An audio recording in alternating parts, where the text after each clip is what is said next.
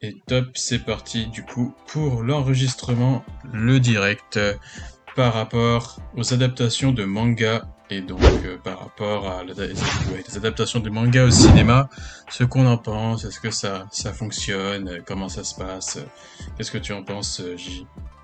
Ouais, c'est un peu. Je me rappelle une conversation que on avait eue, on va dire, c'est il y a quoi, 5 ans, 6 ans? Mhm. À l'époque, un peu, on voyait déjà l'apogée un peu de. Je crois que tu avais fait cette réflexion là où tu voyais déjà un peu l'apogée de comment dire, un peu des adaptations de comics au cinéma. Et puis tu Mhm. t'étais dit, après, quand le train des comics va terminer, Oui. tu avais fait cette réflexion que je suis sûr que le prochain, ce sera les mangas. Ah Que oui. ce sera le manga. Oui, oui, c'est même toi qui m'as donné cette idée-là parce que je me Mhm. rappelle à l'époque, tu disais le manga va être le prochain, que le manga va être le prochain truc sur adaptations, euh, les adaptations euh, au cinéma. Mhm. Et exactement, là, nous sommes en train de voir petit à petit, nous sommes en train de voir ça arriver avec des adaptations de Netflix, de One Piece, de Cowboy Bebop. Je sais pas encore ce que j'ai vu encore. Il y a vraiment une tonne d'adaptations en ce moment par Mhm. rapport à ça. Et ça m'a donné, ça nous a donné un peu la réflexion, un peu de se dire,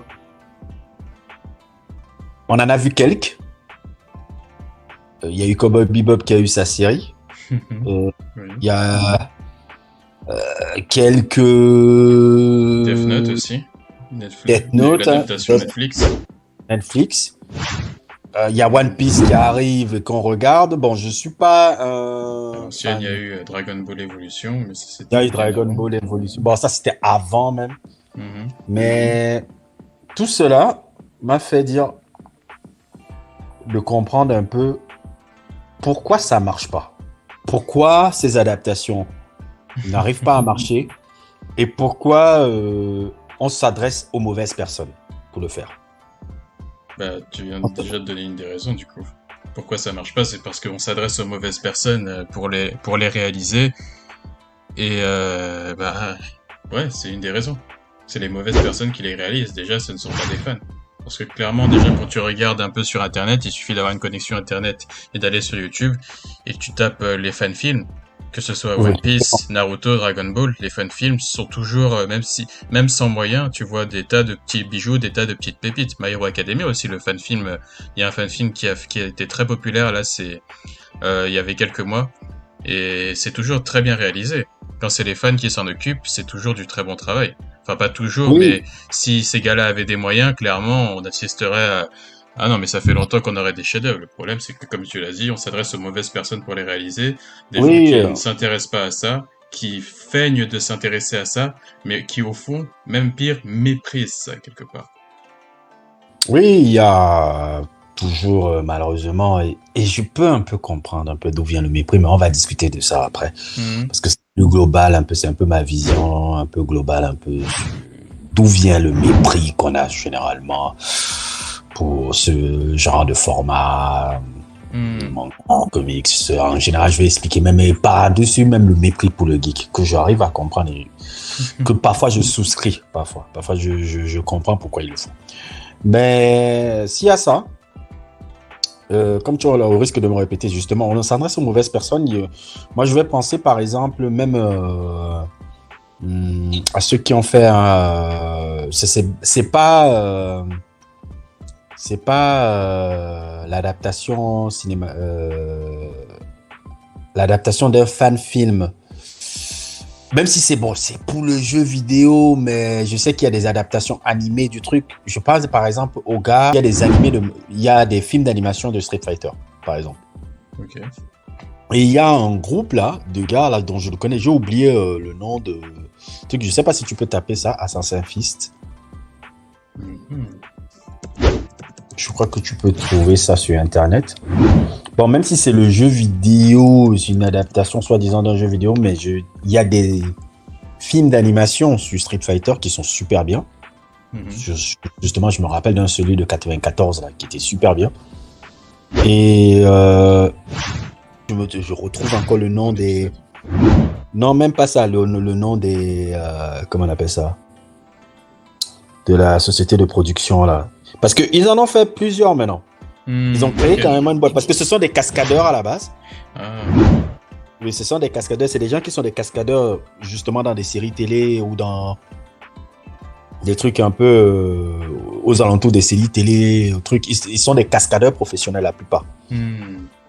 Et de leur passion pour Street Fighter, ils ont décidé d'adapter là. J'ai oublié le nom le nom de la société de production parce que moi j'aime bien mettre en avant Mhm. Ouais, la non, c'est société. clair. Mais il y a des gars comme ça sur YouTube, il y en a plein. Hein. Oui, il y en a C'est- plein, il y en a plein. Il y a plein de structures indépendantes qui arrivent à. Attends, il faut que je trouve quand même le nom. Excuse-moi, hein. Il Que y je a trouve le aussi, nom. ouais, il y a aussi le fan film de My Hero Academia qui se passe, qui est filmé aux États-Unis où ils ont réinventé une backstory d'un élève de l'école de My Hero Academia parce que l'école a aussi son équivalent aux États-Unis et All Might est aussi populaire aussi populaire pardon aux États-Unis qu'au Japon. En fait, ils ont brodé à partir de l'histoire déjà existante du manga pour créer une petite side story à côté et rendre le truc cohérent. Et Mhm. même s'il y a même pas les personnages du manga en tant que tels, ils ont Ils ont compris compris l'univers. l'esprit. Et oui, l'esprit, ils ont compris l'esprit du manga, Tu ils ont peux mettre compris un peu l'univers. une photo de ce truc-là. Comme ça, on voit un peu ce que tu dis. Je vais essayer de trouver ça. Mais Mhm. du coup, le temps de chercher, ça va mettre tac. Je vais Attends, mettre je vais chercher à ta place. Je vais chercher à ta place. Ça s'appelle euh, comment?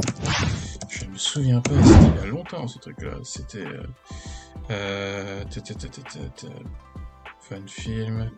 Je vais devoir. C'est le chef Otaku en avait parlé, donc je vais directement aller sur sa vidéo pour retrouver ça. C'était UA LA Pilot épisode 0 My Hero Academia Conceptual Spin-off. Je vais rapidement mettre hop. En gros, c'était ça. Et c'était vraiment impressionnant. Hein. Et pareil, je crois que c'est des cascadeurs, les gars. Mhm. Donc là, ça apparaît à l'écran. Donc ouais, clairement, y a rien à envier. Quand tu vois des fan-films comme ça, il y a rien à envier à des atrocités comme Death Note Netflix ou Cowboy Bebop ou je ne sais quoi d'autre. Non, moi, je trouve que ces gars-là, qui sont des structures indépendantes et qui arrivent à vraiment, comment on appelle ça, à réaliser ce genre de projet-là, Mhm. c'est à eux que Hollywood doit se tourner, en fait. C'est à eux que on doit se tourner et donner le budget pour que le truc soit réussi et qu'on arrive et parce que Hollywood fonctionne toujours comme je dis même pas Hollywood, mais l'industrie, ça fonctionne une industrie. Tu Mhm. vois un peu, c'est une industrie. Il faut faire de l'argent et je comprends le truc de vouloir faire de l'argent. Je ne crache pas dessus. Mhm. Crache pas dans ce concept de faire l'argent. Oui, on a besoin d'argent, on a besoin d'être riche, on a besoin de trucs. Ok. Ouais. Mais tant que vous voulez toujours faire le truc pour faire juste de l'argent, et tout, vous allez toujours taper à côté. Vous allez toujours taper à côté parce que vous pouvez pas prendre un groupuscule de fans qui sont fans d'un délire Mhm. et penser que non, vous allez comment on appelle ça? Vous allez les utiliser seulement comme une manne financière comme ça en disant bon, on vous prend pour des cons. On sait que vous êtes Oui. des idiots un peu là. On sait que vous êtes des idiots là. On va vous donner un peu ce truc qui ressemble un peu à ce que vous aimez regarder à la con là. Et que les gars vont rester à accepter ça et que vous allez regagner l'argent sur eux. Non, les mecs, non. Ils savoir- ont pas totalement tort, hein, ils ont pas totalement tort. Ce Ils ont truc-là, pas totalement- juste utiliser le nom d'une franchise, mais littéralement chier dessus, parce que c'est clairement ce qu'ils font. Juste mettre le nom d'une franchise à côté de la merde que tu sers à ton public, Je suis désolé, mais dans les faits, ça marche. Mais ça marche en général avec un public, surtout un public très jeune. Parce que quand tu es jeune et tout, tu fais pas trop la différence. Tu sais pas trop faire la différence entre une œuvre de qualité et autre. Tu vois juste le nom, par exemple, enfin, tu vois juste le nom de ton manga préféré à côté d'une production. Tu vas aller le regarder, la bouche ouverte. Tu vas être content, quoi. Par exemple, bon, c'est pas des mangas, mais des adaptations de films comme Venom ou autre. C'est un film comme Venom, c'est une bouse absolue ce film, mais comme il y a le mot Venom et c'est attaché au Marvel Cinematic Universe, les gens vont le regarder. La plupart c'est un public jeune, mais si clairement Hollywood ils s'en fichent de ça, hein. Parce que dans les faits, juste associer le nom d'une licence connue à ta production, ça fait que la majorité des moutons vont aller la regarder. Enfin, c'est désolé de dire des choses comme ça, mais c'est un fait. Parce que si c'était pas vrai, ça fait longtemps qu'ils feraient plus d'argent, ces gars-là. S'ils continuent à le faire, c'est que clairement, ça rapporte quand même une rémunération conséquente quand même. Après, c'est vrai qu'avec le temps, avec les années, les fans deviennent de moins en moins dupes. C'est vrai qu'il y a un peu il y a un peu un ras-le-bol qui se généralise. Moi, je pense que ce truc-là, d'exploiter, de tirer sur la corde, de prendre les fans pour des cons, ça marche pendant un temps. Mais d'année en année, les fans deviennent moins ça, je pense qu'ils font de moins en moins de profit. Ça commence déjà à se voir avec quelques exemples. Je pense que les fans vont devenir de moins en moins dupes avec les années. Ça va pas se faire tout de suite. Mais au bout d'un moment, cette formule-là, au bout d'un moment, ça devra changer, quoi. En plus, il faut aussi prendre en compte que les fans de manga et les fans, les fans des comics aussi grandissent avec le temps. Donc, petit à petit, ce sont des gens qui ont grandi avec cette culture-là qui arrivent qui commencent à produire des choses. Donc, forcément, au bout d'un moment. Ils ont un recul sur ce qu'ils ont grandi, en fait. C'est ça. Ce sera beaucoup moins des vieux cons qui seront les gars d'Hollywood vont progressivement être évacués, les vieux cons d'Hollywood vont progressivement être évacués. Et statistiquement, il y aura plus de fans de manga parmi les réalisateurs de films, etc. Ouais, je vois ce que... Enfin, désolé, enfin, juste par exemple, si tu vois par exemple les comics, à un moment, les comics c'était comme pour les mangas, hein. À l'époque, les adaptations de comics au cinéma, c'était complètement n'importe quoi. Il a fallu que les vrais fans de comics grandissent, les Kevin Feige, les Sam Raimi, il a fallu que les vrais fans de comics commencent un peu à grandir pour que la tendance change. Parce qu'avant Spider-Man 2, avant le premier film X-Men, les films en comics, les adaptations de comics au cinéma, c'était exactement comme les adaptations de manga en ce moment. Non, on va dire avant la première fois qu'on a pris on digresse sur le truc des comics, c'est des super-héros un peu. La première fois vraiment qu'un film de super-héros a été pris au sérieux, c'est Superman en fait. Oui. Le premier Superman de Richard Donner a été celui qui a donné le ton pour dire on peut faire ce genre de film et que ça soit un peu cohérent. Que ce soit parce que ça soit un peu cohérent parce que quand tu réfléchis un peu à l'époque là, il y avait la série Batman un peu complètement un peu humoristique des années 50-60. Il y avait le Superman avec le regretté George Reeves qui s'était suicidé même d'ailleurs parce qu'il voulait faire une carrière mais il n'avait pas pu faire une carrière. Je ne sais pas si tu connais cette histoire-là, le premier interprète de Superman. Non, ça je connais. Je savais pas. Il y a un film même génial avec Ben Affleck sur lui là. Ça s'appelle encore comment un peu excuse-moi, j'aime pas. Ça s'appelle 2006, je crois que c'était sorti en 2006. Hollywoodland. Et qui parlait justement la dépression que l'acteur George Reeves avait vécu parce qu'il prenait Superman et la dépression que ça l'avait fait parce qu'il n'arrivait plus à sortir de ce rôle-là. Okay. Donc, c'était pas un truc aussi super sérieux. Oui. Et Superman de Richard Donner a pu donner une vision un peu beaucoup plus intéressante au cinéma pour la première fois de ce truc-là. Et je pense que, bon, forcément, ça va être le cas aussi avec les mangas et que les adaptations d'animés vont le faire. Le moment où les gars qu'on voit sur le net là, on les donne carte blanche et on les donne des sous. Et je pense que tout le monde sera gagnant. Bah oui. Oui, clairement. Tout le monde sera Parce Et que le manga, y a oui, pas- le manga, enfin, c'est pas la peine de rappeler des évidences, mais il y a des tas d'histoires intéressantes dans le manga, des histoires inspirantes, d'histoires que tu peux en trouver dans les comics ou dans la littérature ou autre. Dans tous les formats, il y a des bonnes histoires, il y a de la valeur partout. Le manga, c'est un énorme marché inconquis, et le nombre d'histoires que tu trouves là-dedans, bordel, c'est pas pour rien que un seul manga qui cartonne bien, comme par exemple Demon Slayer, il a fait beaucoup Mhm. plus de ventes que toute l'industrie des comics américains réunis. C'est des histoires que les gens se tournent de plus en plus vers ces histoires parce que non, il y a beaucoup d'histoires intéressantes à explorer, à développer dans les mangas. Maintenant, il faut que ce soit adapté au cinéma par des gens qui soient passionnés par ça, qui comprennent la substance. Et c'est pas aussi, c'est plus rare qu'on le croit, apparemment, les gens qui comprennent ça.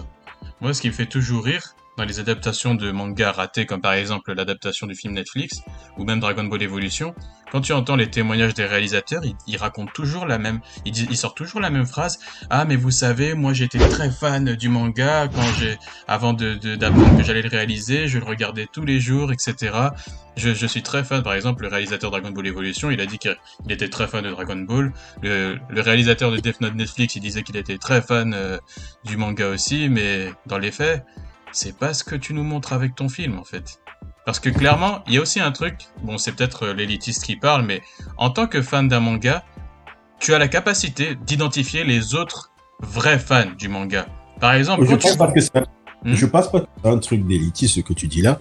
C'est un truc juste de quelqu'un qui a, dis pas une forte intuition un peu par rapport à ce que tu sais qu'il aime. Je sais voir quelqu'un aussi qui il fake que tu fais que ça. Il y a Oui. des codes. Il y a des codes. Il y a des Il y a des codes. Il y a des codes quand tu surtout quand tu en fais trop là. Parce que quand tu aimes quelque chose, tu n'es pas obligé d'en faire trop. non. Non, tu n'aimes pas en faire trop. Quand tu fais trop, c'est que tu veux apparaître à un public pour pouvoir. Bon, on t'a envoyé pour ramasser des sous et voilà quoi. Bah oui. Oh putain, c'est même l'affiche du Tu Superman. peux pas Richard. simuler ça, tu peux pas simuler un truc. Mhm. C'est aussi un truc, ils pensent tellement que les fans de manga sont des enfants décérébrés attardés qu'ils pensent que ah, je vais en faire, je vais jouer un peu, je vais un peu agiter les clés devant eux, et Mais ils tu vont sais, sauter. mais tu sais aussi, franchement, et ça, c'est nos zozos là aussi, ils donnent le bâton pour se faire Ah, battre c'est pas aussi. faux aussi. Et ils donnent le bâton pour se faire battre. Je suis désolé, parfois, le mépris qu'on a pour ces gens-là n'est pas si usurpé que ça. Moi, je crois que c'est un peu ce que je pense un peu. Mais bon, Bah, c'est c'est clair que une parenthèse.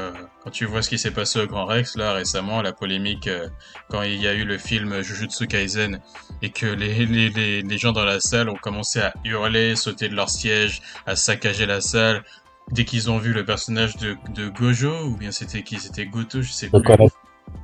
Non, mais c'est typiquement de ça dont tu parles, c'est que oui, effectivement, c'est vrai quand même que les fans de manga, et notamment les fans de certains shonen, Jujutsu Kaisen, Demon Slayer, Oui, je parce mets un que peu moins. les gens de C'est primal, c'est animal. et c'est Les aussi, gars. c'est aussi un peu vos réactions. Je pense pas que. Je crois que tu peux être ému quand tu es un jeune de 40 ans qui regarde un truc.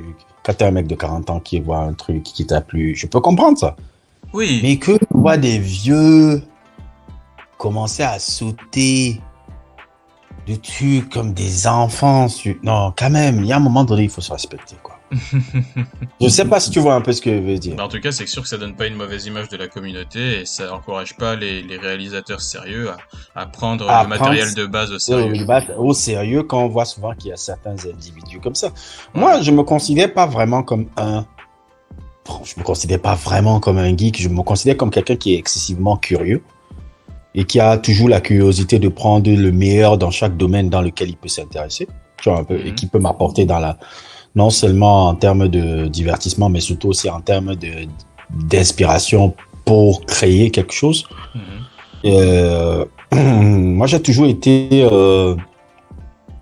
Je vois la manière, c'est dans tout domaine, hein, la manière dont les gens te parlent de ce format-là, du manga, ne donne pas envie de défendre la cause. Je sais pas si tu vois un peu ce que je veux dire. Quand tu mets aux gens un peu le fait de regarder juste des mangas, comment dire, des mangas juste shonen neketsu là, tu donnes pas aux gens et à un grand public juste de s'intéresser à ça parce que c'est vrai que c'est dommage parce que le manga c'est pas que les shonen, c'est pas que Naruto, c'est pas que Dragon Ball. C'est pas que Dragon Ball, c'est pas que des trucs, C'est tu vois. vraiment dommage. C'est vraiment dommage. Quand tu vois un mec comme Tezuka, je sais pas si tu peux mettre son visage un peu là. Quand tu vois un gars comme Tezuka et toutes ses œuvres comme comment on appelle encore ça, Bouddha ou Blackjack qui a fortement inspiré Dr House, ou bien il en a plein d'œuvres comme ça. Hein, j'en oublie. Comment il s'appelle encore là, le truc là, Astro Boy. Oui, c'est le créateur d'Astro Boy. Mais Astro Boy et plein de trucs comme ça. Astro Boy qui est un peu une parallèle un peu à la bombe atomique un peu que les Japonais ont eu. C'est un peu ça, un peu Astro Boy là. La manière de. Semble, hein. Je suis pas Oui, ça, en gros, c'était un peu ça. Quand tu vois tous ces éléments là, tu te rends compte que non, ce format là, il est aussi intéressant. Il est aussi intéressant, surtout quand tu t'intéresses, et j'en reviens toujours, surtout quand tu t'intéresses aux anciens gars là, aux anciens des années 70. Quand tu regardes un peu les héritiers un peu de ce genre de mecs là, les Naoki Urasawa, tous ces gars là. Ah, putain, Naoki Urasawa.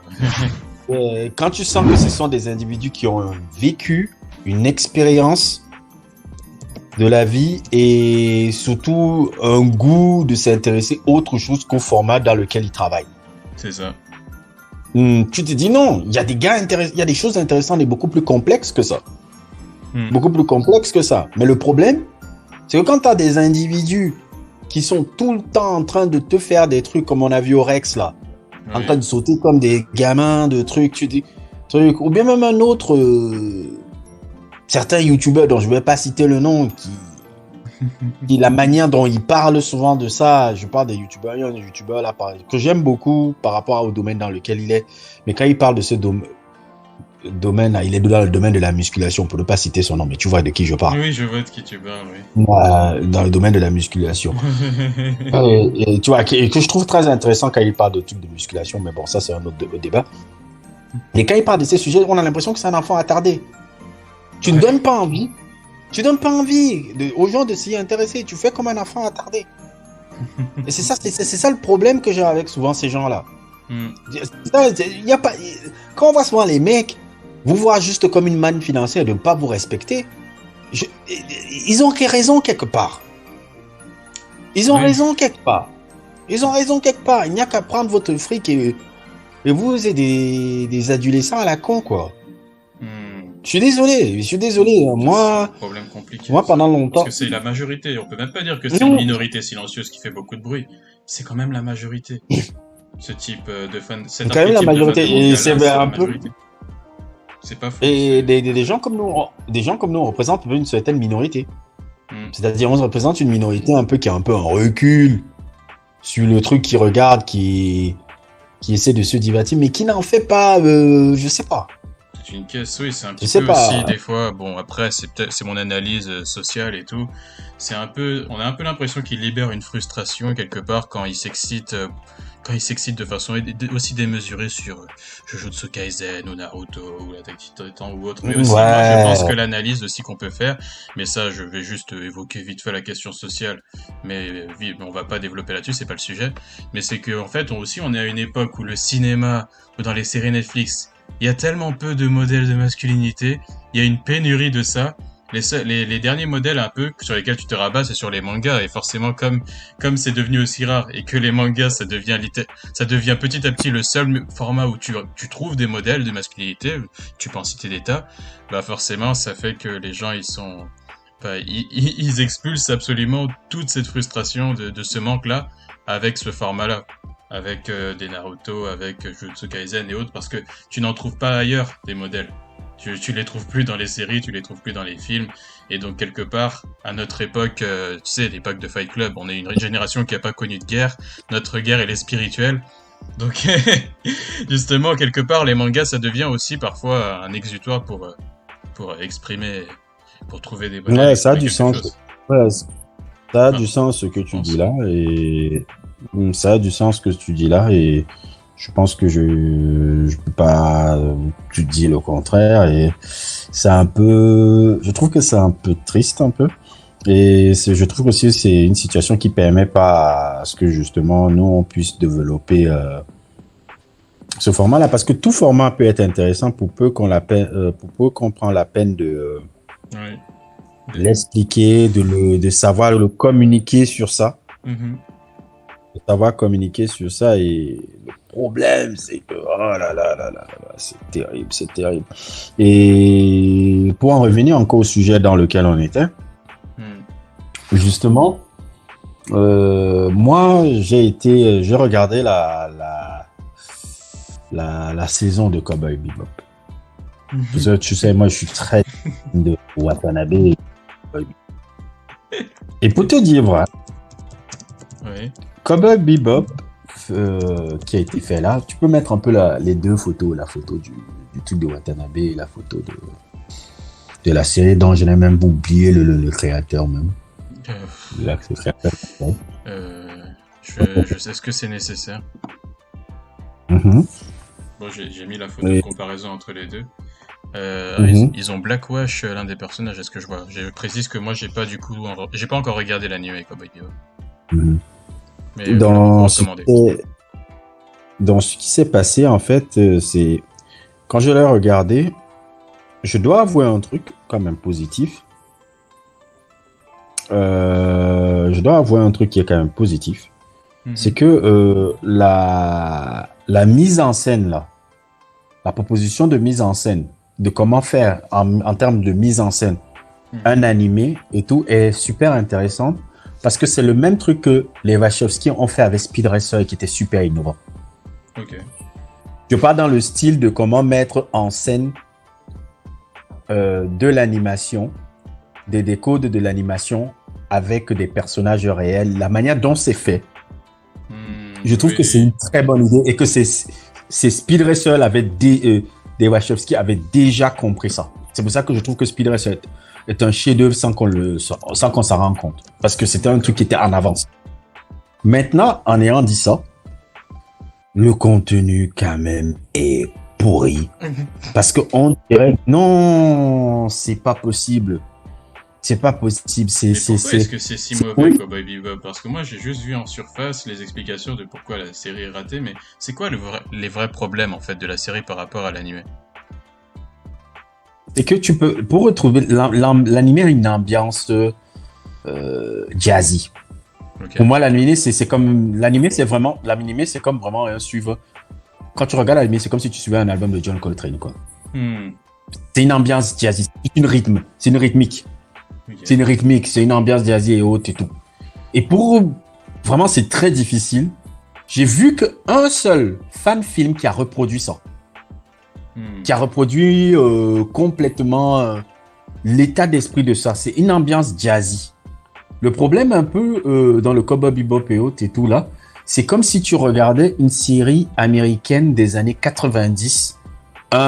Ils ont construit Cowboy Bebop là comme un peu ce que j'appelle un peu, comment on appelle ça, comme une série de buddy cop movie. Ok. Bounty Hunter movie. J'avais l'impression plus de regarder Le Rebelle. Je sais pas si tu te rappelles de cette série, tu as entendu parler de cette série Renegade. Ça, je connais pas. Le Renegade dans les... Tu tapes le titre Renegade avec Lorenzo Lama et Bobby Siski. En gros, ce sont des chasseurs de primes. Exactement.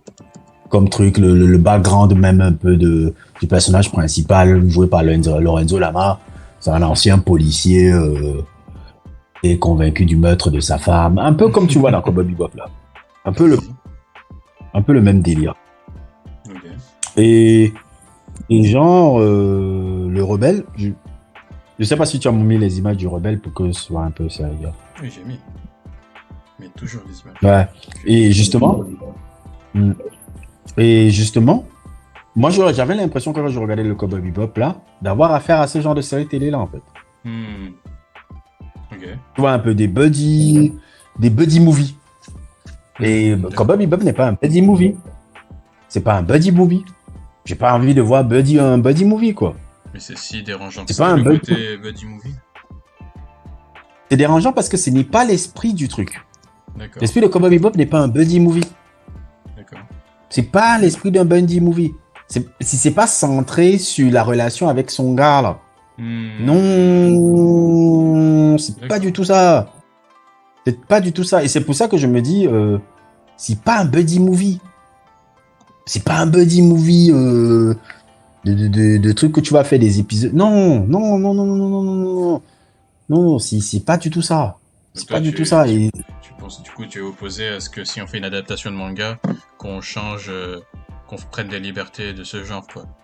Carrément. non, non, quoi, non, je dis pas qu'on ne peut pas prendre de liberté, mais quand l'essence de Cowboy Bebop se trouve dans ce côté jazzy qui renvoie. Ouais, je pense aussi, de ce que j'ai perçu Oui, de loin.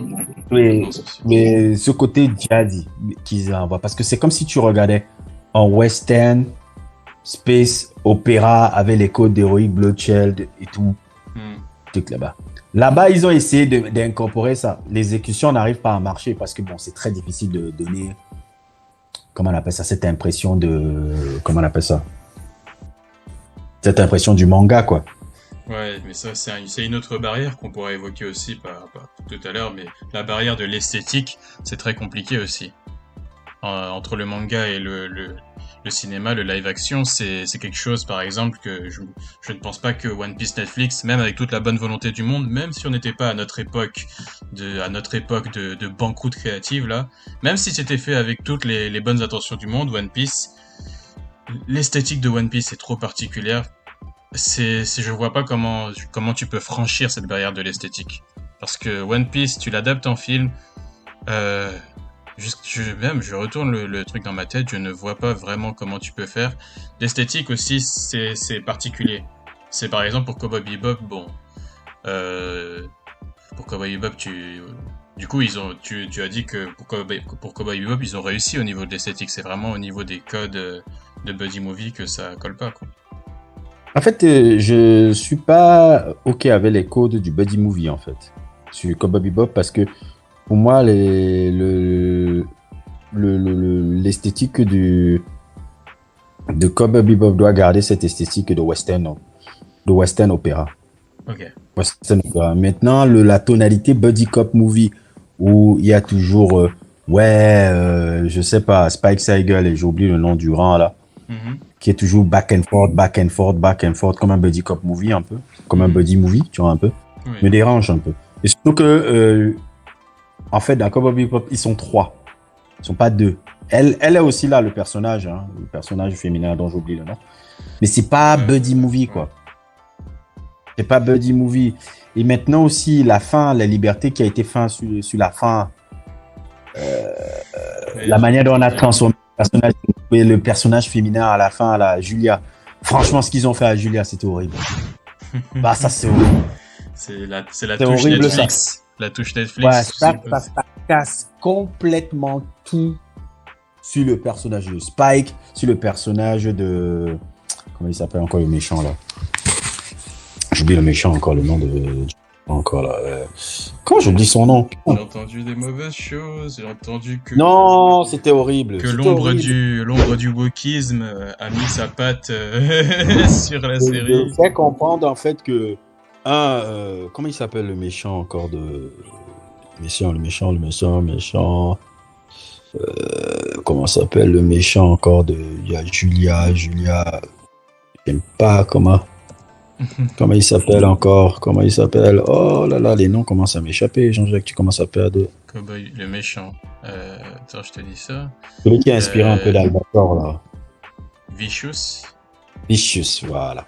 La manière dont ils ont écrit Vicious, même, déjà. Ok. Bon, l'apparence, elle a l'air fidèle. L'apparence, elle est fidèle, mais de le faire comme si c'est un fils de raté. Ok, un fils d'un bandit raté, un fils d'un chef de mafia raté. Il est pas comme Waouh. ça dans l'anime. C'est pas du tout ça, Vicious. Pas du tout. Il travaille dans le truc et autres et tout, mais il n'est pas un fils d'eux déjà. En fait, si je me souviens bien.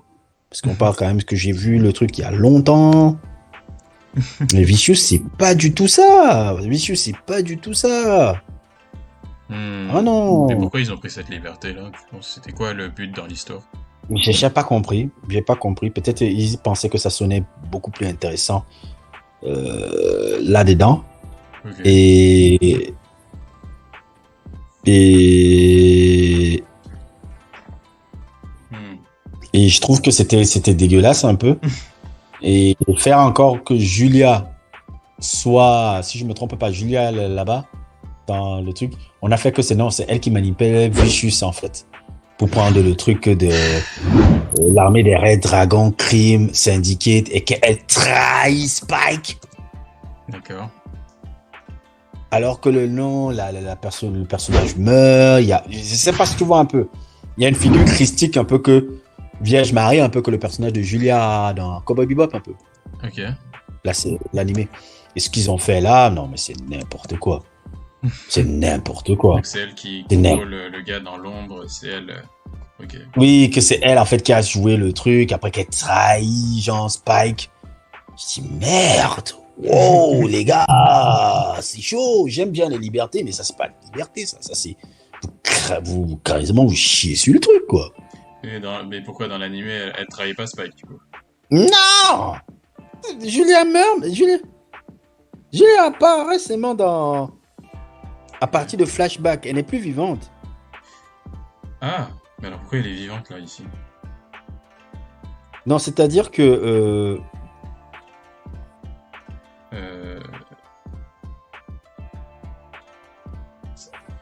Allô? Oui.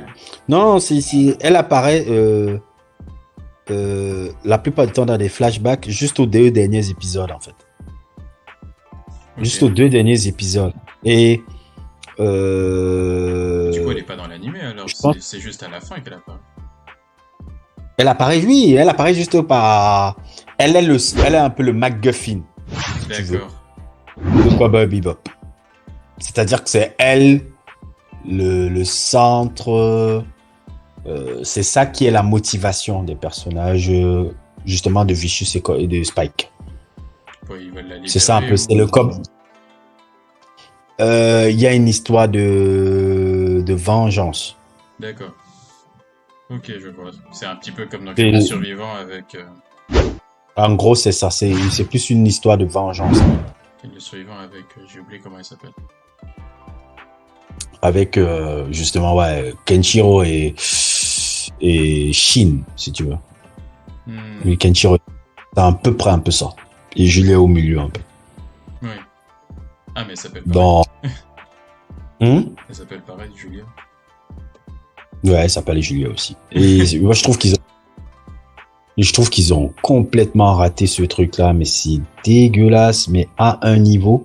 Hmm. Et ça montre à quel point alors, quand tu donnes justement le travail d'une série comme ça à des gens qui n'ont pas vraiment une envie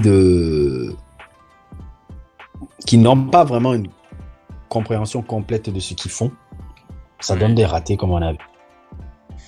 Et C'est pour ça. l'instant, dans les projets Netflix, la grande majorité des projets Netflix et des sorties Netflix me donnent seulement le dégoût parce que je pense que ces gars-là, complètement à côté de la plaque. Ouais, bah Netflix, c'est une machine à fric, hein. C'est pas, y a pas une direction artistique quelconque, ça donne l'argent. Bon, dans les critères du contrat, ça implique de faire passer certaines idées de progrès pour moderniser le contenu, hein. Voilà. Donc bon, que veux-tu, c'est compliqué. Et bon, je pense que One Piece, malheureusement, Franchement, en réfléchissant vraiment, je me dis, mais je crois qu'ils ont écrit même que le Cowboy Bebop là comme The Renegade, hein. tu penses? Plus que... Ouais. Parce que c'est presque le même délire, hein. C'est chasseur de primes. Chasseur de primes. Spike, le personnage de Lorenzo Lama, là, j'ai oublié son nom encore, là. Le personnage de Lorenzo Lama, c'est le gars flic déchu, quelque chose comme ça. Là où Spike, c'est ancien truc de gangster déchu, Ok. qui est développé. C'est à peu près un peu le même délire. Hein. C'est à peu près le même délire. Hein. Je me demande même pas. Bon, bref. Peut-être c'est complètement ça. Parce que c'est. Mais les gars, c'est le. Bobby Six Killer aussi, c'est. Tu dis? Non, c'est possible. C'est possible.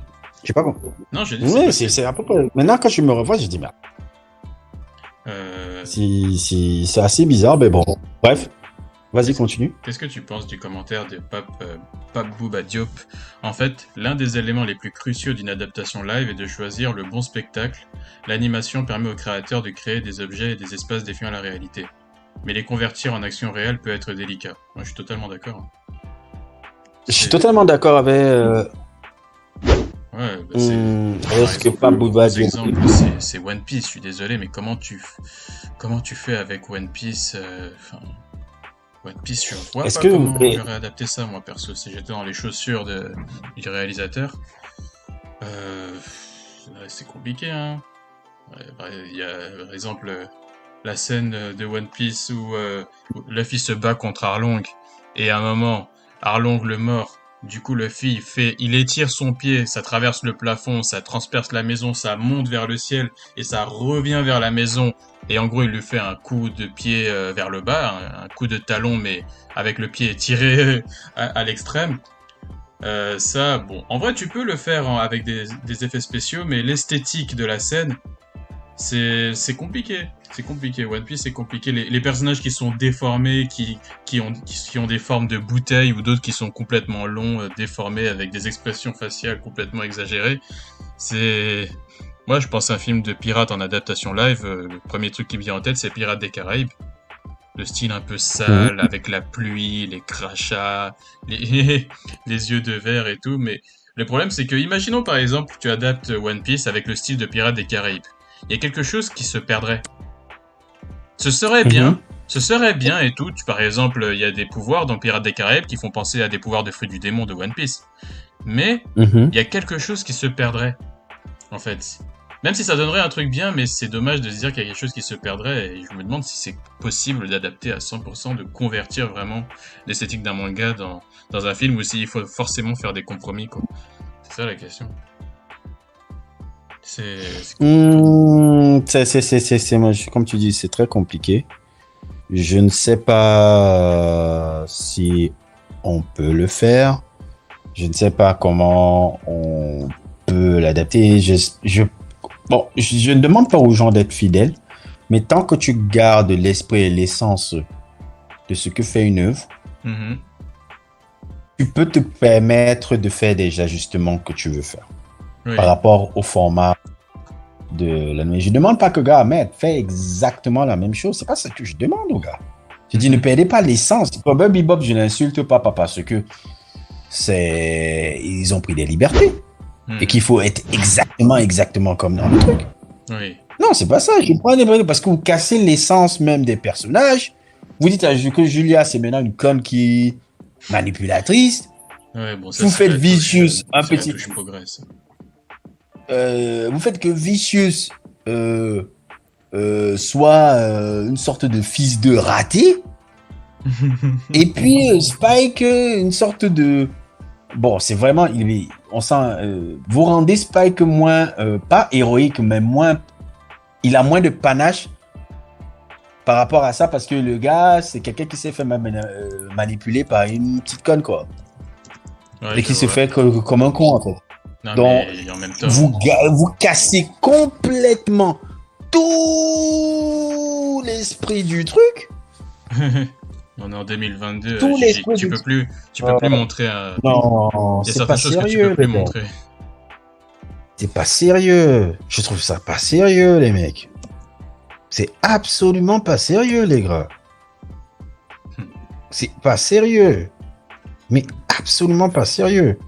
Et ça me fait dire que, mais, il y a un véritable problème de mettre que des gars de Hollywood, des gars de l'industrie cinématographique américaine, d'adapter ça, parce que les gars, ils comprennent rien, les gars. Ils comprennent rien. Ils comprennent fucking rien, ils s'en foutent. Ouais, non. Ils s'en foutent complètement. Mais ça, tant que... Enfin, ces adaptations ratées, en vrai, elles font perdre de l'argent quand même, mais ils ont pas l'air de comprendre. C'est... c'est... Ouais, Netflix... Mais moi, ce qui me désespère encore plus, c'est que quand, par exemple, tu prends l'exemple... Mais toi, tu as regardé Death Note? Je l'ai regardé, je l'ai regardé, je l'ai regardé. Ok. Ça, c'était truc. Ouh là là. Est-ce que tu as vu le Oula. film? Tu l'as vu, le film Netflix, ou pas? Adaptation. Bien sûr que j'ai vu le film. Je l'ai vu, je l'ai vu. Oula, oula là là. Oula. Qu'est-ce que tu... Oula là là là là. Moi, t'as shit chaud. Et je suis pas. Et je vais te dire un truc. Je suis pas le comment on appelle ça, le énervé énervé fanboy du truc un peu qui dit si tu ne fais pas exactement à la virgule près tu es un enculé. Mais merde. Ouais.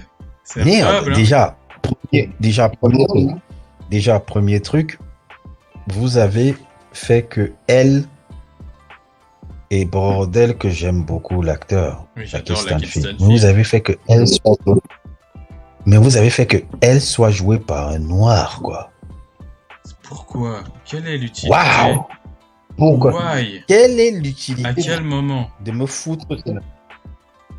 Qu'est-ce que tu n'as Pourquoi pas le noir? compris dans le rôle? Mais par contre, Watari, lui, il est resté japonais, par contre. Watari, il est resté japonais. Où est la logique? Et Kira est un dépressif.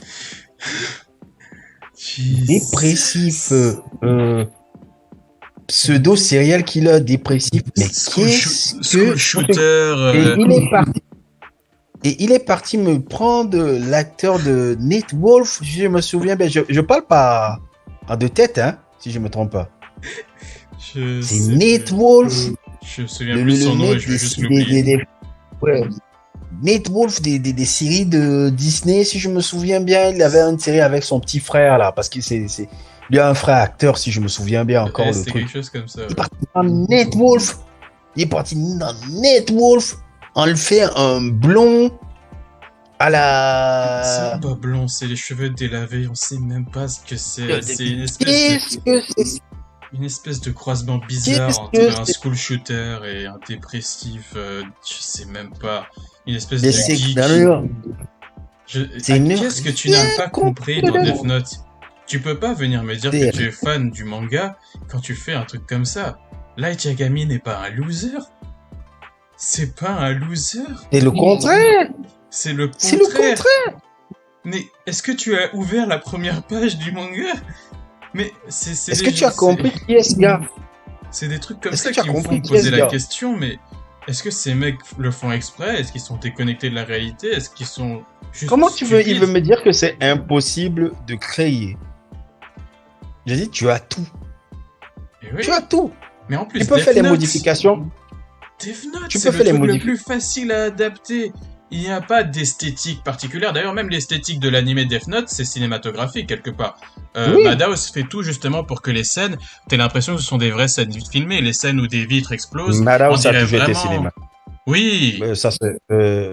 Bon, c'est une aparté. Hein. Madhouse, c'est cinéma parce que les créateurs de ça, je crois, il y a le fondateur de ça, il y a Yoshiaki Kawajiri, les 4-5 là, j'ai oublié le nom là. Je reconnais que le nom de Yoshiaki Kawajiri. C'est des fans de cinéma d'abord. Les premiers sorties Madhouse.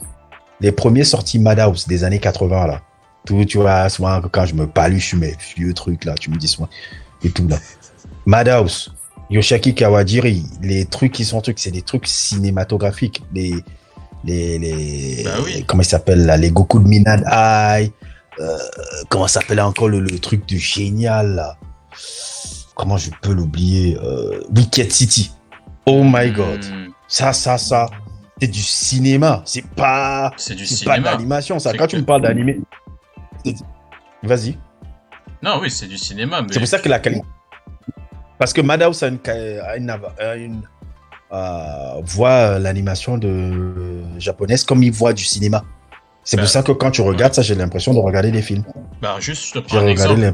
Regarde un exemple de l'animé Death Note, une scène qu'on a tous en mémoire clairement, c'est la fameuse scène de la chips. Tu vois un peu. Quand il est en train Ouais. de regarder la télé en même temps, il fait je prends cette chips que je mange, il y a un plan en plongée, comme si la caméra venait du plafond, et l'animé fait exprès de reproduire la même chose qu'une caméra ferait si elle plongeait vers le protagoniste vu de haut en vibrant, en shakant. Un effet de shaking.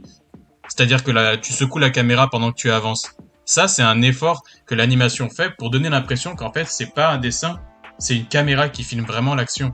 Et ça, c'est un truc, par exemple, il y a que quelqu'un qui veut donner une esthétique cinématographique qui fait ça. Parce que si tu veux juste montrer une scène en plongée d'un personnage vidéo, tu peux juste faire ça avance, l'image augmente en échelle, en fait, dans l'animation. Mais là, il y a carrément eu une volonté, ça a même reproduit l'effet de flou quand la caméra shake, quand il y a le shaking. C'est vraiment pour donner l'impression qu'en fait, c'est cinématographique, quoi.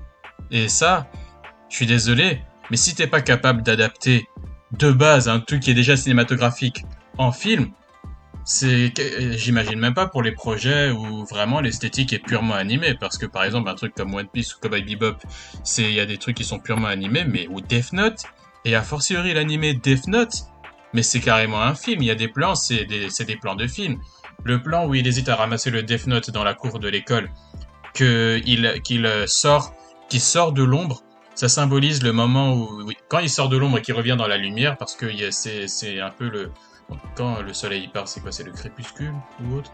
Bref, quand il est dans l'ombre, quand il s'approche du Death Note dans l'herbe de la cour, et quand il s'éloigne parce qu'il veut pas le ramasser au début, il revient dans la lumière.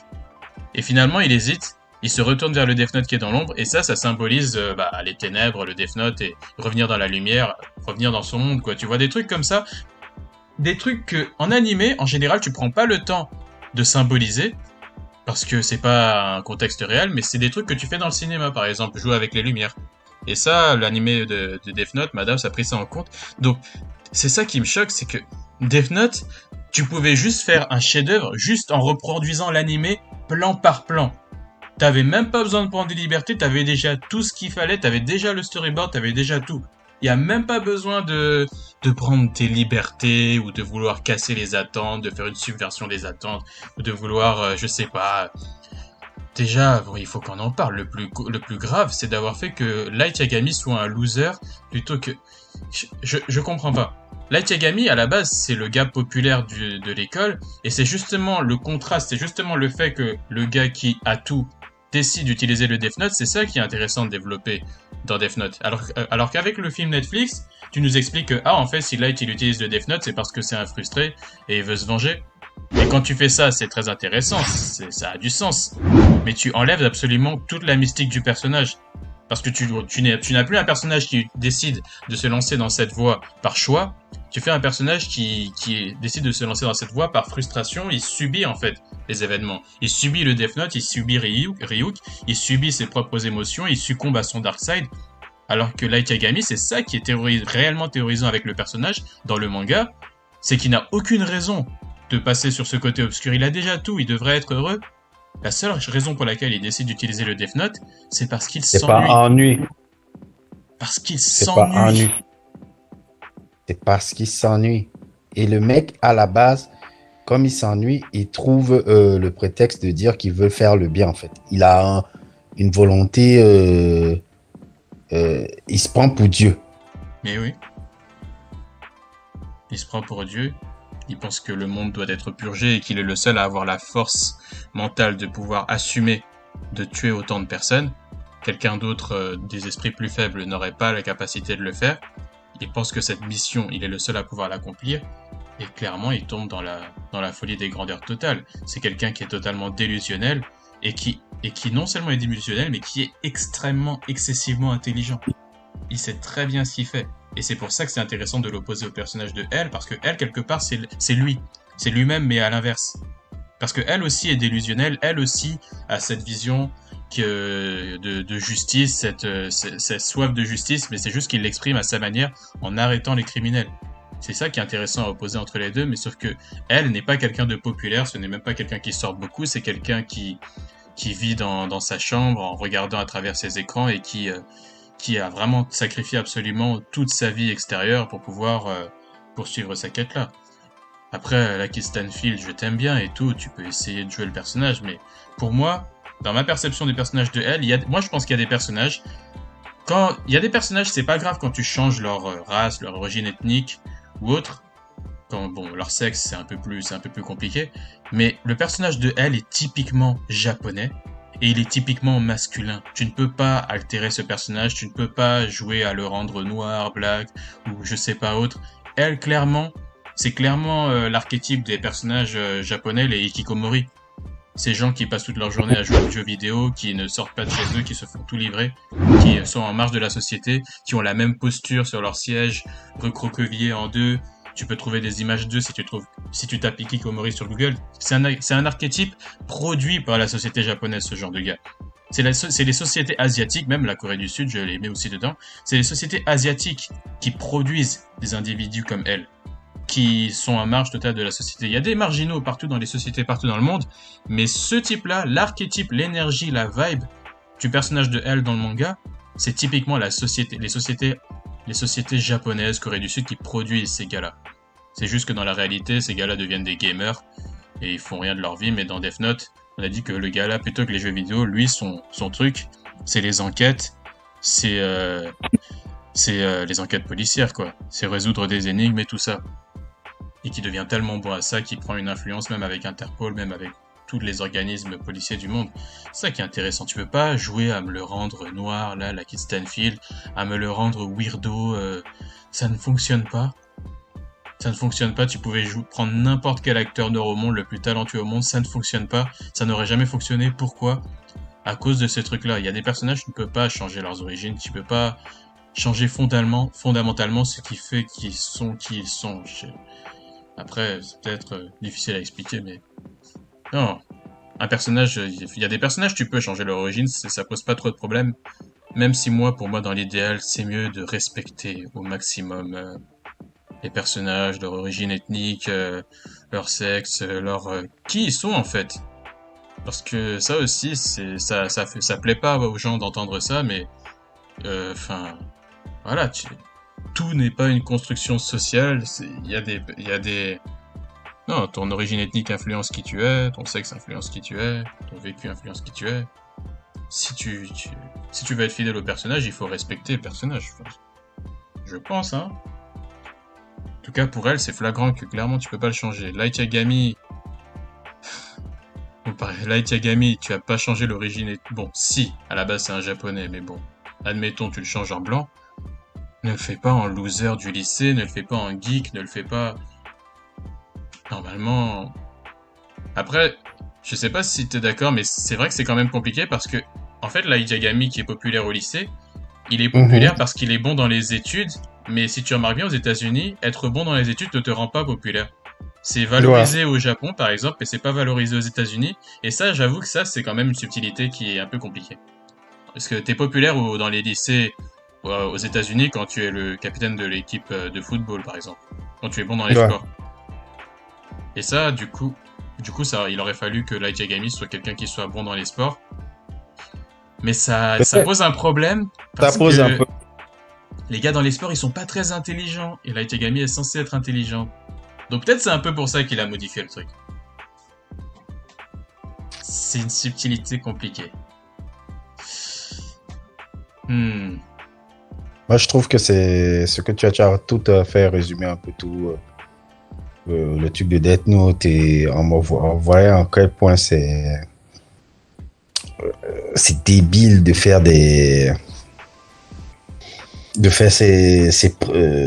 ces nouvelles directions là. C'est complètement, donc c'est même pas, c'est que tu te fous de la gueule du monde, quoi. Tu te fous de la gueule du monde en foutant Death Note. Et j'ai adoré Death Note comme la plupart des gens. Je trouve que c'est un chef-d'œuvre. Et même si c'est un chef-d'œuvre et tout, c'est pas forcément le truc qui m'a... comment on appelle ça? C'est pas forcément le truc qui m'a... Transcendé et tout. Mais de là à ce qu'on insulte le délire. Ouais. Ça rend pas très optimiste pour les autres adaptations, beaucoup plus compliquées. Ouais, ça rend pas du tout optimiste. Mais je dois quand même avouer quand même, pour revenir un peu à l'adaptation de Netflix de One Piece, qu'ils ont quand même à peu près respecté les origines ethniques des personnages par rapport aux acteurs, à part pour une en particulier. Bon, je vais mettre, on va mettre ça, hein. C'est, c'est pas trop gênant parce que, parce que c'est pas trop gênant parce que c'est un personnage qui est quand même assez mineur, mais quand même, on est en droit de s'inquiéter quand on voit ce truc-là. Ça, là. Quel truc. Il y a un personnage que j'ai mis à l'écran. C'est quoi le nom déjà du personnage? Euh... Attends, je vais retrouver. Non, parce que tu sais, un peu pour moi, c'est un peu en retard pour voir les images. Oui. Donc, j'arrive pas. Non, mais c'est que c'est un personnage d'une femme pirate Oh qui... là là